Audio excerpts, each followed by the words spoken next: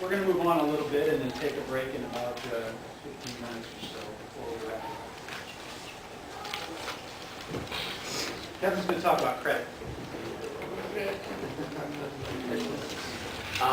Never feel like that? Would you hand out the credit? Yeah.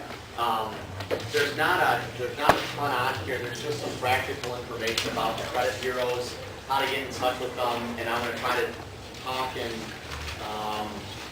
lead you through a little bit better of the understanding of the credit bureaus, how they work, and how they affect us every day in everything that we do. Not just buying stuff, not just every aspect of how credit affects us on a daily basis.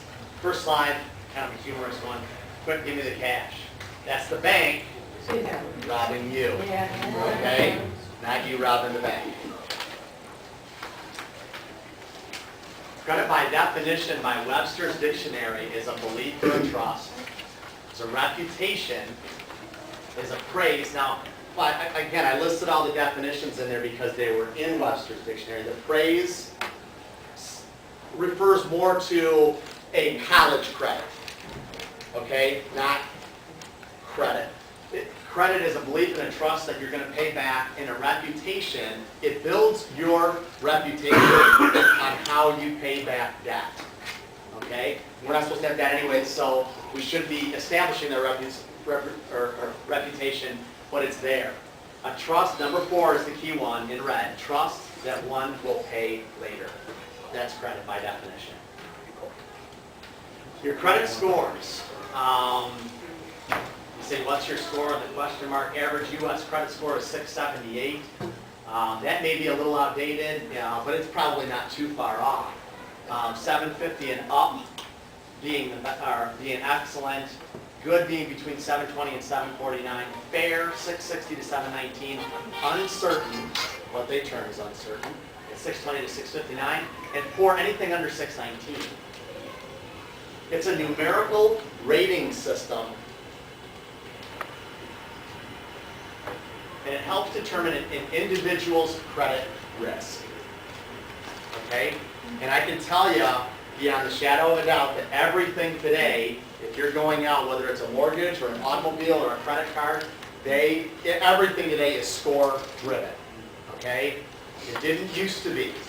It wasn't always. There was a time 15, 20 years ago that if you were approved, it didn't matter what your score was, that you still got the best interest rate. It's not like that anymore. The range across the board is 350 being obviously low to 850 being high. Anything above 750, between 750 and 800 doesn't get you anything except bragging rights. Okay? Anything between 350 and 619 doesn't get you anything either. It's still considered poor credit. Okay? Seriously. I don't know how else to explain it, but there is the section between 619 and 750 that a whole lot of things are going to change. Okay? You're either going to just barely qualify and you're going to pay real high rates, or you're going to qualify and you're going to get the best of the best of the best of the best. And by the way, that's all they're going to advertise for, is the best of the best of the best. If you see something on TV, on the internet, in the newspaper, whatever it is the best of the best. They're making an awful lot of assumptions in that fine print. It's used to determine whether or not we qualify for a number of different things. Important things. Like a mortgage. Everybody probably knew that. How about an automobile? You knew that too, right? How about home or auto insurance? How about a job? You know, employers look at credit now. Do you know that even after you get a credit card, that once a year they review your credit card? That they rerun your credit? The credit card companies do? They want to see what else you got out there? Go ahead. Probably is. Yeah, although some companies still do it. You better believe it. Credit cards, personal loans, unsecured debt, secured debt, you name it. It's used to determine where you're going to if you're going to qualify, and where in the process you're going to qualify for those items. I agree. You know, and as far as, let me just break out a little bit in what you just said, with credit being used for determining employment, there was statistics put together, I don't know right, wrong, or indifferent, but I understand, because I did a lot of research on it, that people with lower credit are less likely to be long-term employees. So that's what they're hinging, or what they're saying, that's why we're running your credit. Whether they're being just nosy or not, I don't know that. So, but that's what they've said. What's that? Isn't that illegal? Isn't that against the fair? Well, you don't have to sign. Not if you sign something along. Yeah, right, you And if sign, you don't sign it, you don't get that. right, you go in the round That's what five. I do. You don't sign it. Which would become illegal. It's okay, so in case everybody didn't know this, or I didn't know this, I can tell you that. I had somebody say, you know, hey, this is what your credit score was. Okay, that's easy enough to understand. But did you know that there's only one credit score developer? That's Fair Isaac. You don't very fair. Okay? Unfair. Unfair Isaac. Okay? And there's 3 credit scoring reporting companies, which are TransUnion, Equifax, and Experian. Okay? Now, depending on where you're at in the country, depends on which score or what the local area creditors are, or who they're going to report to. And what I mean by that is if you have credit with JCPenney, and JCPenney's home office is in California, and California is closer to the Equifax credit repository, they're probably going to report there. They may not report to TransUnion, which is our local Midwest credit repository. Okay? So you've probably heard that you've got 3 different credit bureaus and you've got 3 different credit scores. Very rarely will they be the same. But you get companies that report to TransUnion, Equifax, and Experian, and then those companies report their information to Fair Isaac, and Fair Isaac calculates what they're representing of you and gives them a score back, which they represent back to us. Each company submits slightly different information, which is what I just said, with different companies throughout the country, and then not all reporting to all 3. Different information to Fair Isaac, and that's the reason for 3 different scores. Now, each company will have a different score most of the time, but should be within 30 points or so of each other. Okay, the reason I say that is because there are some major things that can happen, a bankruptcy that shows on 1 or 2 of the credit bureaus that doesn't show on a third. If that happens, there may be 150 points in score difference. But most of the time, your credit scores are going to be pretty close no matter which one you go to. And for lending purposes, what they do is they use a middle score. Okay, if they're running 3, they're going to use a middle score. So if you're a 719, a 722, and a 739, 722 is who you are. Okay, that's what they're going to use. So how do they figure out? How does FICO? I don't know if you ever knew what FICO stands for. It's Fair Isaac Corporation. That's what FICO stands for. This is how your credit is broken up on a pie chart. 35% of your score is comprised of your payment history. How well do you pay your bills? On time versus a little late, a lot late, substantially late, never. Okay? Next one down, 30% is the amounts you owe. Okay? Now I'll get back to that later and talk a little bit more about that. But really, all lenders want to see you exercising discipline. And if you're making sure that your credit cards are to their maximum capacity or whatever, however that was put together, they're exercising, you know, they're being used to the fullest. Okay? They don't want to see that. That's not good.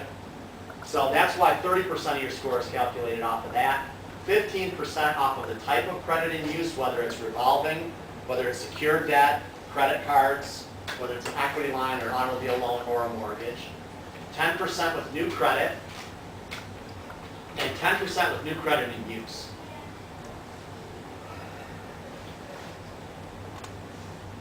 Credit history, the payment history is 35%. Have you paid your debts as agreed? It includes the number of accounts in good standing and a negative public records or collection, delinquent accounts, and also, in addition to that, the total number of past due items per line of credit, how long you've been past due, and how long it's been since you've had a past due payment, okay? So if you slip up a little bit because of whatever happened and you went 30 days behind in your credit card payment that'll report today, chances are it'll stay on your report for the next 7 years. Okay, so they monitor things based on, they track you based on your reputation and credit. If they go to a collection standing where they actually sell that debt to a collection agency and they start pursuing you, yes. Because, go ahead. I know in the credit card bills, if you're signing on, let's say a 10% interest, you're what they laid on the employee, you get one of the fees, all the trade. Yes. I don't want to worse the reputation from other than your credit report. And again, if there's a, like, if you are with Toledo Edison and you go behind in Toledo Edison, they're going to try to collect for a number of period of time. Eventually, they're going to turn your electricity off, and they're going to sell that debt to collections for, if you owe them $200, they'll probably sell it to them for $8. And then they can post their penalties on top of that, and the collection company may say, that bill that you have for Toledo Edison that you owe $200 to, it's $220. And that's their job. That's why collection companies buy debt, bad debt, and then go after you for it. But if they collect, if they even collect 100 out of debt, they made a lot of money. Amounts owed. Kevin, Yes, I have a question. I'm sorry. Where would we find our credit score? I notice on here it says it's not part of the credit report. Yes, you can, this is the only place I would do this, but there's annualcreditreport.com. Should say on there. Yeah. Annual credit. That's where you would go. You get your annual credit report for free, okay? It does not include your score. I would only ask for your score, upgrade and pay for a score if you think there is reason to do that, okay? If you think there's reason to do it, then only do it there. I think that you're going to be protected there. If you go to a number, you've seen freecreditreport.com and stuff like that, it's not. No, it's not. None of those, so please, annual credit reports, stay there, and if you have to get a score, get it there.